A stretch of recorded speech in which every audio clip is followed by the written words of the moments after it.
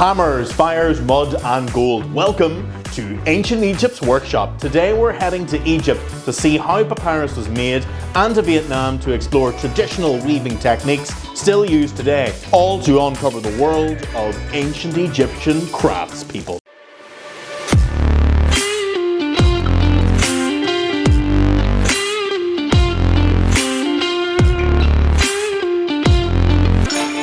I put this costume through the washing machine because it was wet from, well, that boat challenge I did, and it's not looking the best. I mean, it didn't look very good before. Also, I'm wearing a jumper underneath this, which is why I look so, well, fatter. But the show goes on! What's up, guys? It's me, Mr. Bradley, and if you've been following along with this video series, you know we've been learning how to be a pharaoh. In today's video, we're focusing on winning the hearts of the craftspeople. But to win them over, we first need to understand their role in ancient Egyptian society. But before we begin, please be sure to hit that subscribe button and get ready to do the starter questions on your screen now. In today's video, we are uncovering the role of the craftspeople in ancient Egypt, and if you'd even like to go a step further and learn how to make your own ancient Egyptian jewelry at school or at home, you can head over to our website where we have tons of free resources and learning material available for you right now. Craftspeople were workers with skill. They weren't nobles or priests, they were everyday Egyptians with hands of gold. Potters, painters, weavers, carpenters, stone carvers, metalworkers, glass makers, jewelry makers, papyrus makers, leather makers. If you could make it, they did it. Let's start with the potters. Potter, they made bowls, jars, and giant pots, of course, to store food, water, and offerings. They worked with clay and basically were the ancient Egyptian version of kitchenware. Weavers, they took flax from the Nile and turned it into linen for clothing. Every tunic, every robe made by hand on a loom. Linen could also be used for wrapping mummies, and weavers could also use papyrus to weave baskets. Weavers also made sleeping mats. In ancient Egypt, most people slept on the ground on mats instead of beds. That may seem unusual today, but in rural Vietnam, some families still use similar mats today. The third generation of this family doing this beautiful work. They weave sleeping mat for people, and the little material that we use here is what we call the paper reeds. In Egypt, they have exactly the same things called the cypress papyrus. And I smell it. It smells beautifully just like tea. So good. After all the non-natural dye, it smells just like tea. Oh, yeah. This family has been weaving these beautiful traditional sleeping mats for generations. They make it look effortless, true skill in action. Although that didn't last long once they invited us to try it for ourselves. Loving the Christmas socks, Madge. Merry Christmas! They're odd as well. I don't have time for much. Yeah. Here we're weaving one by threading long river reeds similar to papyrus tightly across a wooden frame.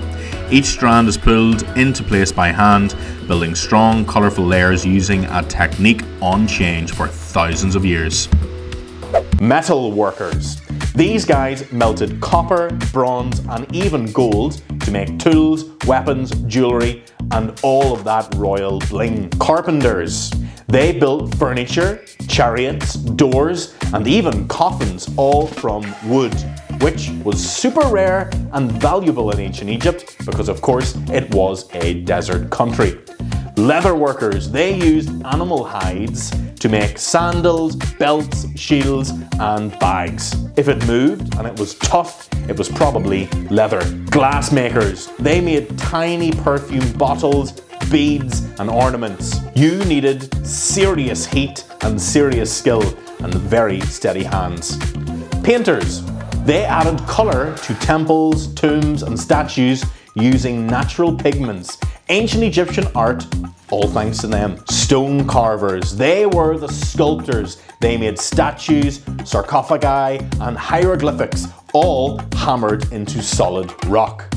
Jewelry makers, these artists used gold, silver, and colourful gems to create rings, necklaces, and amulets. Their job, make the pharaoh look fabulous and keep evil spirits away.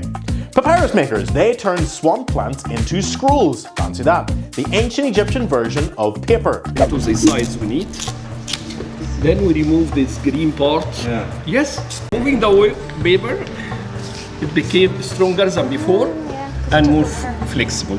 Then we keep it again in pure water for 7 days, 1 week, to make the sugar come down from 20% sugar to only 5% sugar. Then between 2 pieces of carpets, we put our stuff in 2 layers, horizontally and vertically. Weaved like this, and we cover all pottery press for 1 more week, another week here. But this machine here is modern machine. In ancient times, instead of that, they use big rocks. So after 2 weeks in totally, 1 week in the water, another under the press, we have a paper like this. Wow. Yes. I have a paper machine. Yeah. It accepts all kinds of colors, coal colors, water, oil, golden colors, no problem at all. So this is papyrus? Yes. Now that you've learned about the craftspeople of ancient Egypt, it's time to win their hearts by learning their trade. Why not have a go at our printable activities on our website, or follow along in our activity video where we will show you how to make your very own ancient Egyptian jewellery, which all can be found on our website. Congratulations, young Pharaoh, you've made it to the end of the video and won the hearts of the craftspeople of ancient Egypt. If this is the first video that you've just tuned into of this project, be sure to check out all the other videos before it on this project-based learning journey. Don't forget to hit that subscribe button, and as always, thanks for watching. See you next time.